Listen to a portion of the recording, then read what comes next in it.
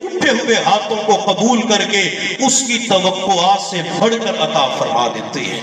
کسی کہنے والے نے کیا خوب کہا، ٹوٹے رشتے وہ جوڑ دیتا ہے، ٹوٹے رشتے وہ جوڑ دیتا ہے، بات رب پہ جو چھوڑ دیتا ہے اس کے لطف و کرم کے کیا کہنے، لاکھ مانگو کروڑ دیتا ہے۔ جب بھی کسی نے میرے اللہ سے مانگا ہے، اللہ نے اس کی توقعات سے بڑھ کر عطا فرمایا ہے۔ حضرت ابراہیم علیہ السلام کو جب رب نے فرمایا ابراہیم مانگ، کیا مانگتا ہے، اور میں قربان جاؤں مدینے والے پر، میں قربان جاؤں دو جہاں کے سردار پر، میرے محبوب صلی اللہ علیہ وسلم بھی کبھی کبھی اپنے صحابہ سے،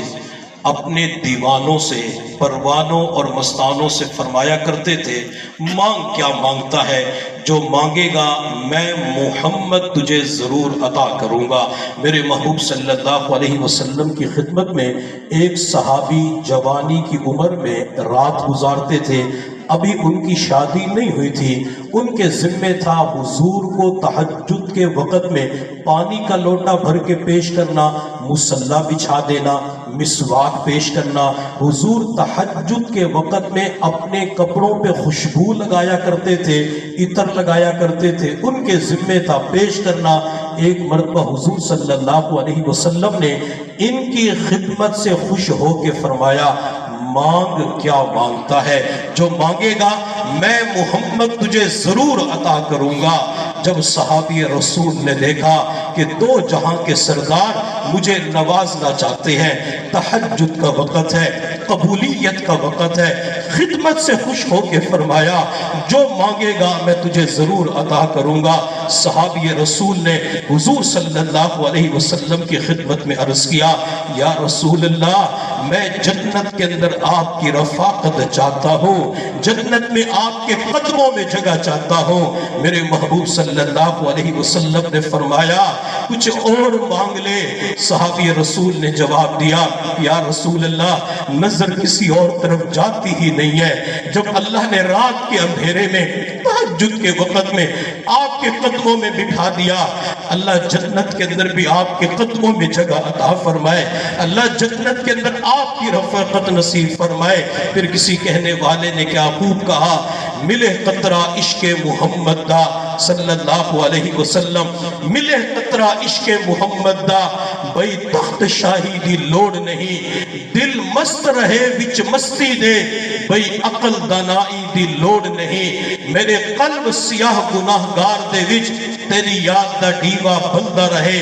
ول ای جگ او جگ قبر حشر کسے بھئی روشنائی دی لوڑ نہیں، کر اپنے حبیب دا عشق عطا، آمین، کر اپنے حبیب دا عشق عطا،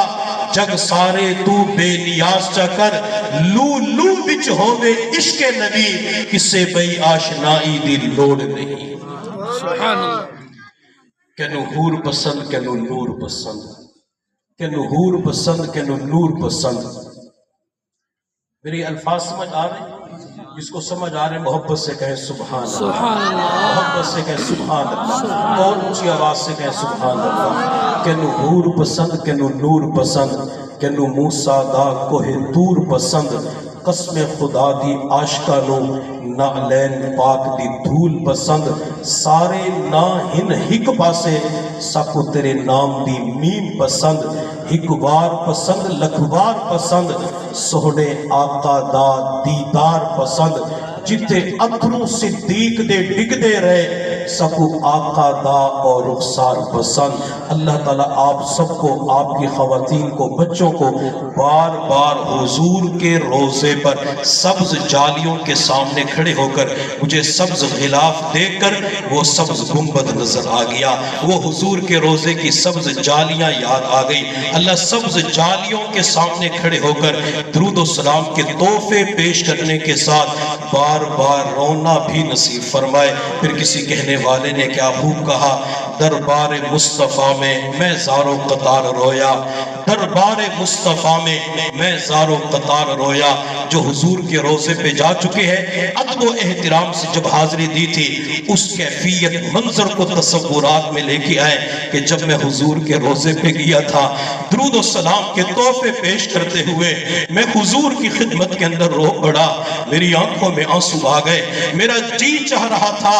میں کھڑے ہو کر دیر تک درود و سلام کے تحفے پیش کرتا رہوں، لیکن مجھے شرطے نے کھڑا نہیں ہونے دیا۔ تو شاعر نے کہا دربار مصطفیٰ میں زار و قطار رویا،